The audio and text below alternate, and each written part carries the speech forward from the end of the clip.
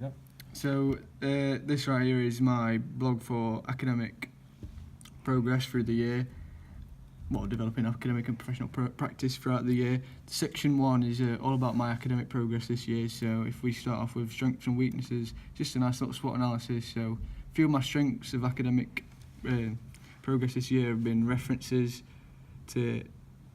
referencing to my own practice whilst giving detail into how I've been doing compared to other coaches.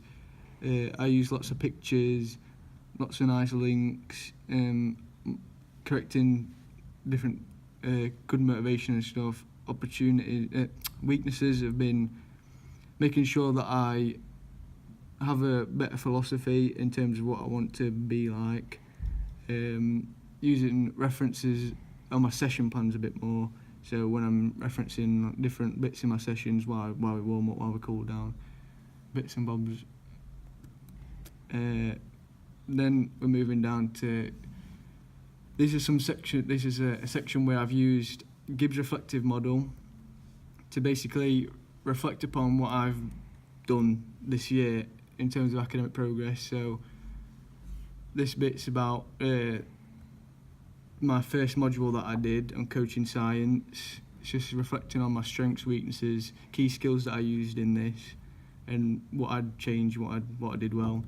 And then after that we came down to coaching active lifestyles, which was a gym-based session, just reflecting on my assignment on that and the 20-minute session, what I did well, what I did bad, key skills. Same with coaching science, all about strengths, weaknesses. And then in this little picture was a referencing task that we were given.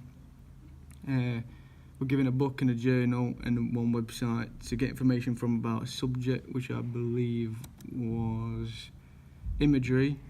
And this is just a quick little preview of it. There's nothing loads, it was just a nice little task to one was up to referencing. Moving on down to section 2, which was all about my progress as an actual coach. The first task was a little Gibbs reflective cycle model. So it was basically explaining what the Gibbs reflective model cycle is, and then I used it to reflect upon a coaching session I did on swimming. So it was just saying that bits I could change were that the session plan needed to be a lot more detailed compared to the gym session, which was a lot more. It had a lot more images and little coaching points on it. We then got some strengths, weaknesses, opportunities, and threats that are here. So organisation, communication, motivation, body language.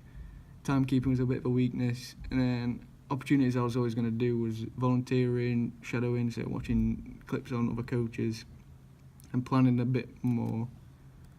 And then we had a task to list. Well, we had to pick 3 skills that we thought were the most important for a coach. I decided communication, time management, and problem solving / adaptability were the 3 that I thought most about. Communication, obviously, every coach needs to be non-verbal, verbal. And then to back that up, we had to use some literature on why these are important skills for a coach, using the references which we'd obviously learned previously. Moving on down, we've got a few session plans here, a gym session plan and a badminton session plan. If I show you the gym one, that's what I meant by the colourful. It just looks nice, it's nicely presented, it's easy to follow. Compared to this badminton session, which was it was good, it's got a lot of detail, but it's quite bland and there's a lot of writing which not everybody's going to want to read if I was giving my session to somebody else. Moving on down, we have some links to clips of me coaching throughout the year, different little bits. That one's a warm-up drill. The other one, I'm pretty sure, is a football drill. There's a football drill just there. Just a few links. And then from these sessions, we obviously got feedback, and some peer feedback I got from my badminton session was mainly positive. Everyone was included, it was fun. lack of organisation equipment, because I did forget to bring some cones, but that's the whole process of it. Moving on down to employability status. First of all, we've got strengths and weaknesses of my employability. Strengths were got C in English and maths. That's always a good start. I've got sports coaching level 3 qualification.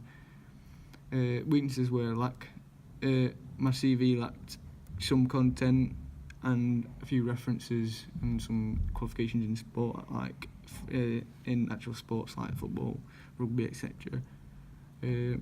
Opportunities were I was going to attend different coaching things, or I'm going to have a qualification by summer, pass the foundation degree that I'm currently sitting, and just find some references. Moving on down.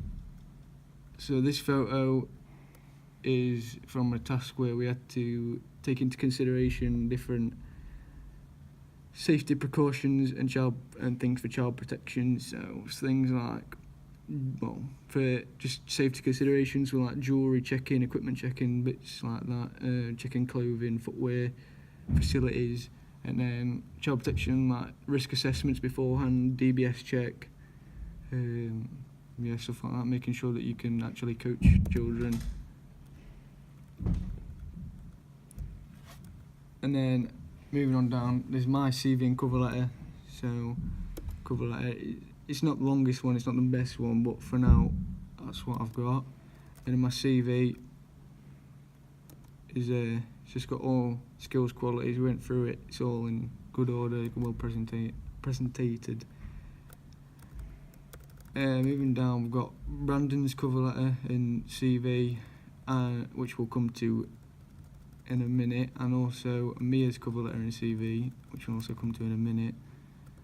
And I have these because, as you can see, we did some interviews for a job that we created, and these interviews were around 10 to 15 minutes long each. And we created a job right here.